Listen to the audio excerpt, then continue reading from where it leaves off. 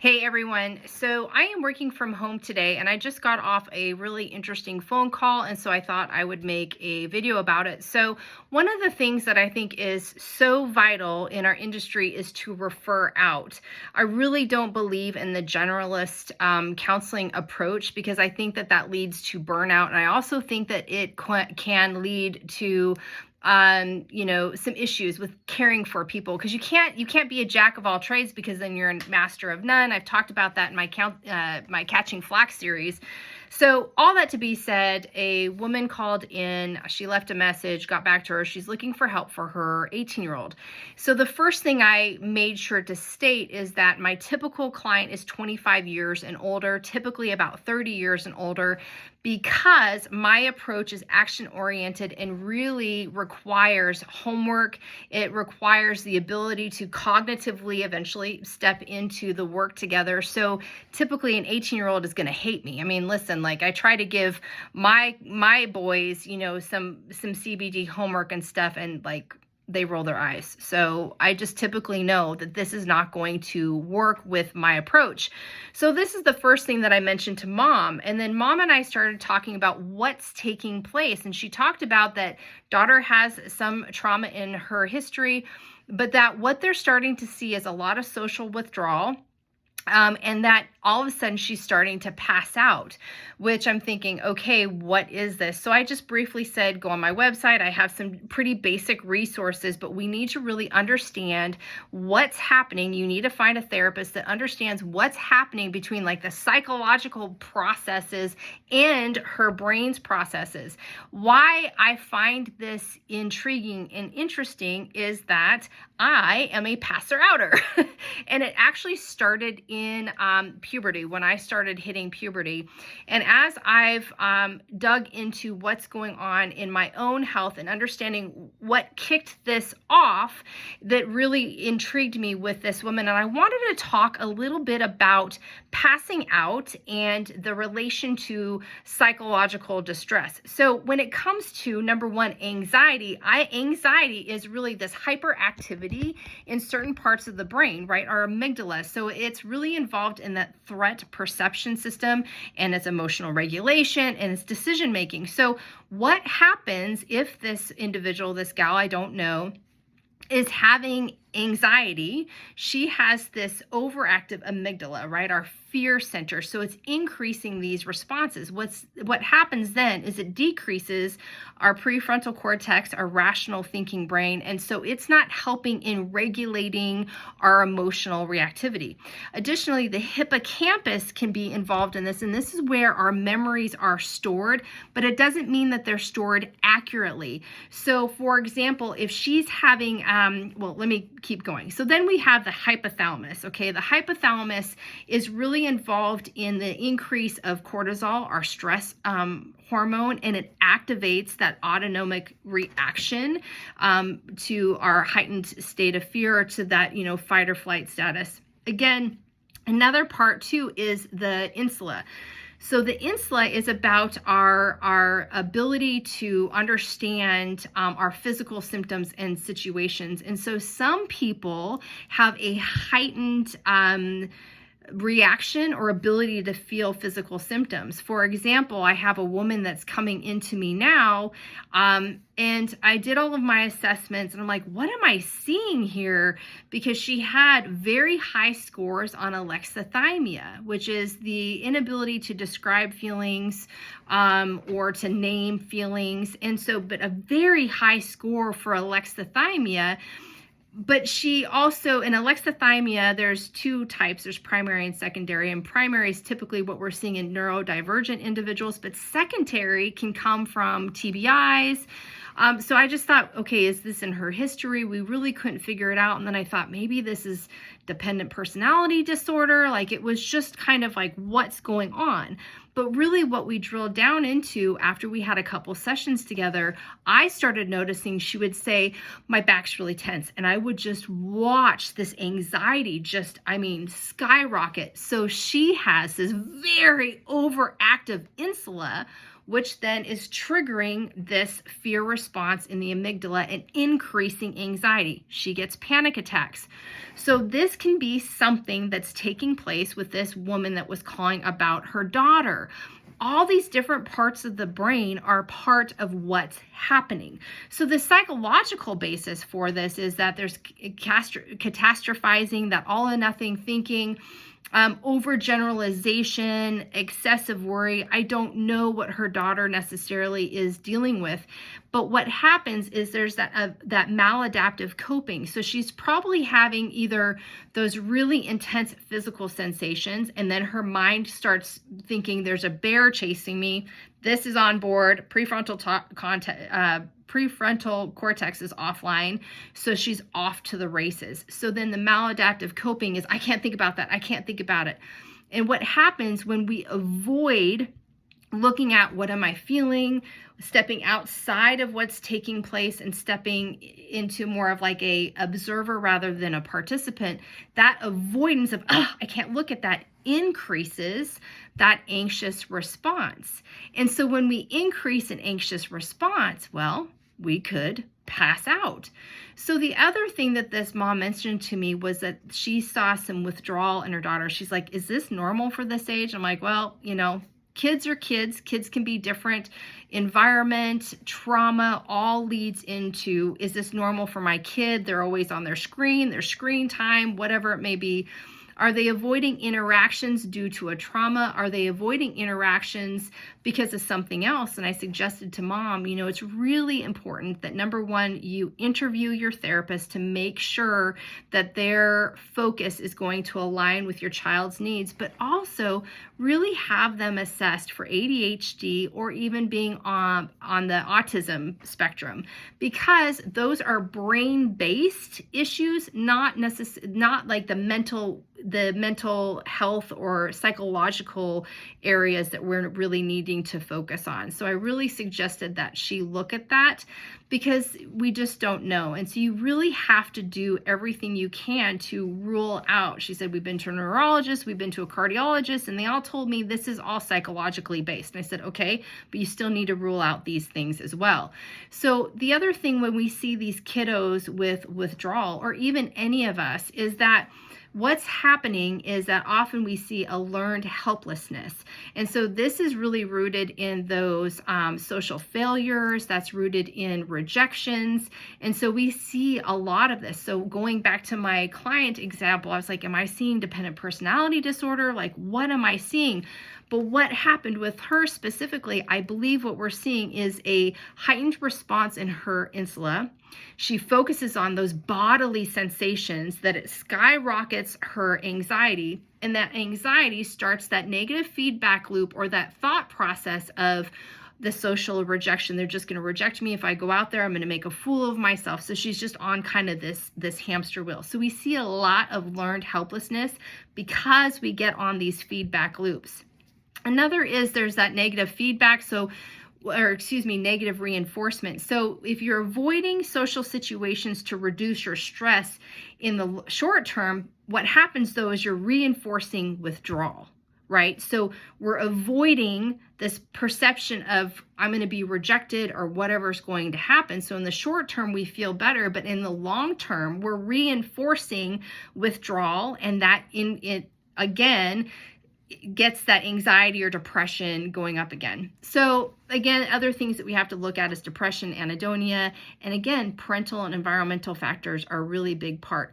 Parents, when you are looking for a counselor, this is the first thing that you have to be ready to hear. We can't fix your kid. We're going to give them the tools. We're going to do the best we can. But the first thing that I think that every parent needs to look at is what do I need to do? How do I need to change my behavior? How do I need to change the environment to ensure that my kiddo is going to have the best outcomes? Because listen, I really don't like counseling kids, not because of the kids. It's because of the parents, because too often they come in and go, here's my kid, fix them. But they're not willing to take a step back and say, okay, mom, you are so up and down and up and down. You're screaming one minute, the next minute you want to be their best friend. What do you think your kid's reaction is going to be? Or I have parents that come in that are just so submissive, or they just give in to everything that their kids want, that then they can't understand why their kid's entitled.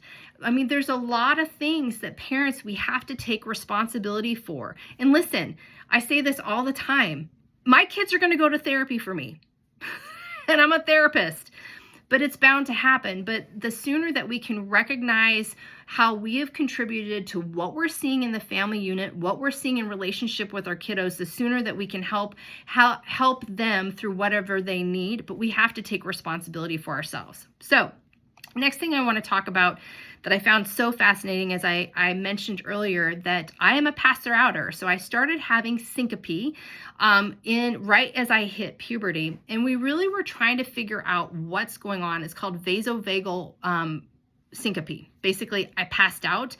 But it was related to, we believe, and I believe just what I've looked at, I had very low blood pressure, but it can also be related to like hyperventilation or autonomic dysregulation. So I went years, them not understanding, cardiologists, neurologists, not understanding why I'm just like falling out. I mean, I've cracked my head open so many times, I can't even count. And fortunately for me, except when I was a kid, as I became an adult and I started trying to figure out what in the hell is wrong with me, why do I pass out like this? I ended up finding a cardiologist that actually focuses his research on this autonomic dysregulation. So it's called dysautonomia. Essentially what it means is that for me, what happened is I get stuck in that fight or flight response. My amygdala just goes off to the races. Now listen, as an adult, I know when this is happening. I also have a slight heart issue, but I know when it's happening because I get a lot of work done. There's just a lot of adrenaline pumping through my system. But once I start cluing into it, I'm like, ooh, I'm not sleeping, I'm irritable, something's not quite right. And then I start feeling kind of a heaviness. I'm like, I'm gonna pass out. Something's coming, because I am stuck in that fight or flight. Essentially, my brain is like, Piper, there is a bear chasing you, but your body and your brain cannot sustain that forever. And so that's when I have the passing out and that falling out, because it's like my body's way of recalibrating.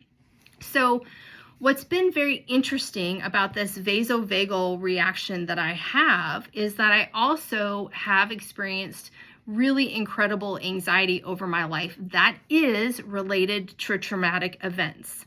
So what happens with those traumatic events is that if they are avoided, if they're not, I hate to say resolved, because trauma happens to us, we can't resolve what was done to us.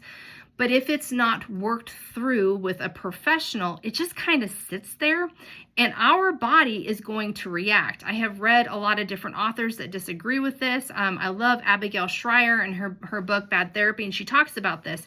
And I disagree with her. I greatly disagree with her because has a problem with trauma and body keeps the score and all of that. And I understand where she's coming from. However, the body does retain that unresolved trauma and it's going to show up. And so for me in my life, it's kind of like chicken or the egg. What's going on with Piper? Is this related to trauma because it started at puberty? I had some traumatic events before puberty. Could that have led up to it? Could it have been environmental parental factors? Absolutely. Or is it, that Piper just was anxious, or that Piper just had this dysautonomic or this dysautonomia, this autonomic dysfunction already before? Chicken or the egg. But what I want to say to this mom is that you really need to pay attention when there is passing out, that loss of consciousness involved when you're seeing other symptoms, whether they be anxiety and withdrawal. We really need to think about what's going on in the brain and body. We have to consider that. Are we seeing that this is a panic attack? Maybe it's not your typical panic attack where there's hyperventilation or whatever it may be. It could just look like someone like me that's going a million miles a minute and hasn't stepped into, hey, you're stuck in this fight or flight response, right? Or is this about emotional distress? When you're seeing that, what happens when you have that emotional response?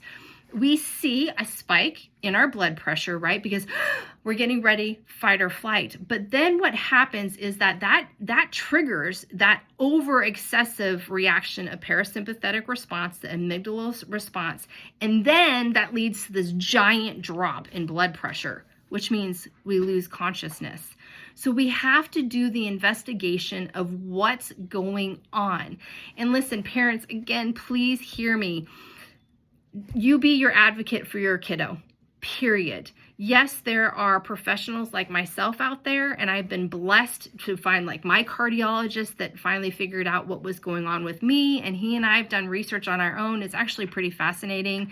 The amount of women that have come to me that have been told, hey, you have generalized anxiety disorder, and they tell me, yeah, I've been passing out since I was 14. I'm like, do you have trauma in your history? It's very interesting what we found. Although I don't get to see my cardiologist as much because I don't pass out as much anymore. We figured it out.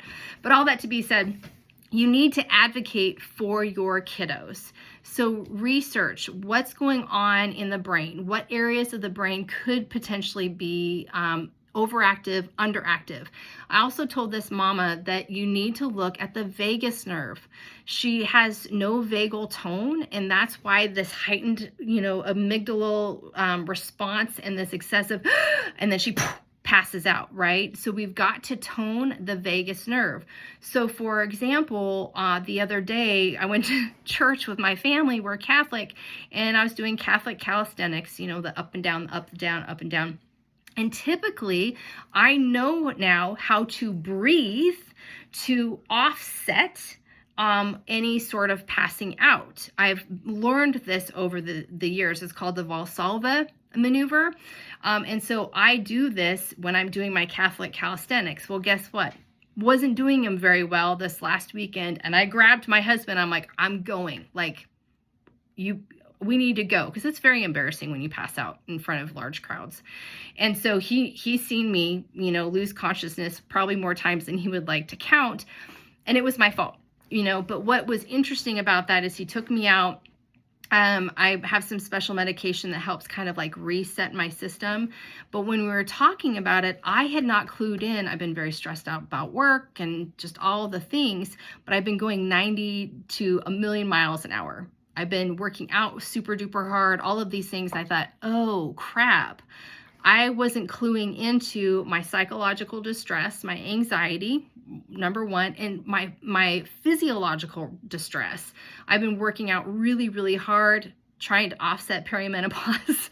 And my body was actually, I was pushing it to that parasympathetic response, that fight or flight. I was stuck in it.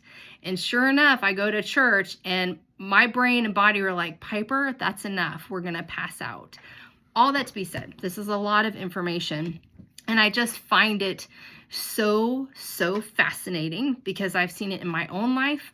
I've seen it in a lot of women that come to me. And a lot of times, y'all, when it's a woman with like generalized anxiety and have huge spikes and they also pass out, they also lose consciousness a lot. I'm telling you, it's fascinating. It is really linked to this dysautonomia. We get stuck in that fight or flight because of unresolved trauma. Listen, I still pass out from time to time now. It's my own fault because I need to do my regulatory breathing to make sure I don't pass out. But I can tell you this, it doesn't happen just, it was really all the time, but I did the work. I educated myself on what's happening with my brain and body connection. And I also did the work on the emotional and psychological distress that I was avoiding. Because again, avoidance behaviors make it so much worse. So anyway, there's just a lot of interplay. This was a fascinating conversation I thought would be a really good video. Maybe this is going to spark you thinking about yourself. Maybe there's a loved one in your life. First of all, don't send your kid or anybody else to therapy and just say, fix them. That's not how this works. You really should advocate for them and for yourself. Make sure that you do your homework on your therapist so that they actually have the tools and the understanding to help you through this. Make sure you have someone that has some sort of understanding what's happening with the brain and body. Listen, I'm not a neuroscientist. I don't have this amazing depth of knowledge, but I have enough, and then I refer out. So make sure you're doing those things, and keep in mind that there's a lot of components that are playing together. So chronic anxiety, maybe that's what we're seeing with this kiddo, leads to avoidance behaviors that reinforces social withdrawal, right? Anxiety-driven hyperventilation, right, can cause lightheadedness and that syncope, that passing out. Okay, there might be a high cortisol level based on anxiety, which contributes to that low blood pressure and that vasovagal syncope, that passing out. And then we've got social withdrawal that can lead to like negative rumination, that negative feedback loop, which worsens anxiety. And then that leads into the dysautonomia. I mean, it's fascinating. And of course, I'm biased. I think CBT is the way to go. Have someone that has the tools, understands what's going on. I would like it if they had a little brain-based work there too. We've got to educate our clients, and we've got to give them action-oriented things to take control of their life. If you're just sitting on the couch talking about, how did it feel today to pass out in front of everybody and be embarrassed? How does it feel to be totally socially withdrawn? They're going to feel worse. You're not going to do any good. So anyway, this has been a long video. I just find it fascinating. This stuff excites me, and again, because I have real life experience with passing out an awful lot, and a lot of embarrassing memories are cracking my head open in my teen years and my 20s. I really pray that this mama can find someone. I referred her out to a woman down the road that's in a bigger practice that's, I think, the world of. So mom, if you're watching me, you've got this. I hope you grab some tools on my website. I hope you're watching this. I hope you advocate for that kiddo, and I hope you get the help you need. Take care.